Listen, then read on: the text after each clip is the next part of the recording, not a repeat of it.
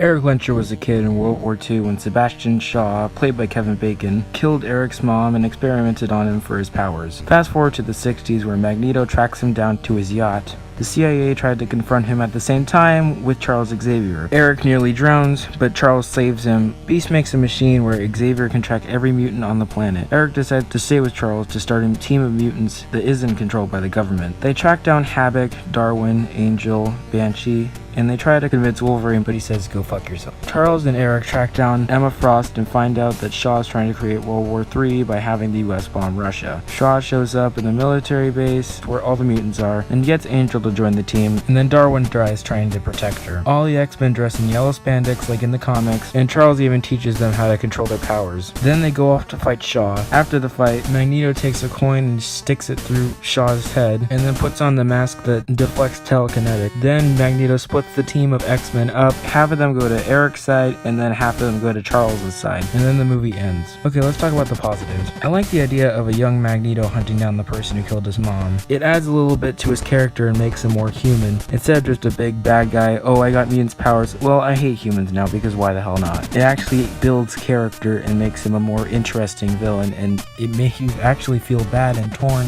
between Michael Fassbender and James McAvoy. Speaking of which, I love them as both Xavier and Magneto. They were both pretty good and they worked well off of each other, and you could tell they actually have chemistry off set. In fact, actually all the actors were pretty good. For Beast, they played really good younger mutants. Now, Jennifer Lawrence as Mystique, I'm a little bit questionable on that. She's a great actor and all, it's just I don't think she works as the part of Mystique. It just kind of seems like they cast her because she's popular and not really based off of her acting ability or whether she'd actually work with the character. Now let's talk about the negatives. There seemed to be a kind of romance going on between one of the CIA members and Xavier. I just thought it was kind of unnecessary, and since she didn't even show up in Days of Future Past, it kind of felt unnecessary.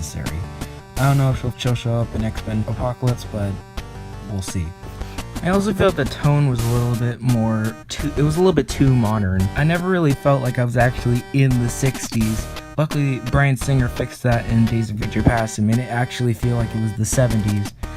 But yeah. Also, this is kind of a nitpick, but like the CGI kind of looked a little bit hokey at times, like when Eric was moving the quarter in between his hands and stuff like that at the beginning of the movie. It felt a little bit plasticky and rubbery. I don't know. It was 2011. We definitely improved from that. I can definitely tell that this would have been a really refreshing movie for people like back then in 2011, because we had 4 X-Men movies. 2 of them were good, 2 of them were bad. It was a nice fresh start to the X-Men saga, I guess. Anyway, I still like the movie and I'm giving it a B.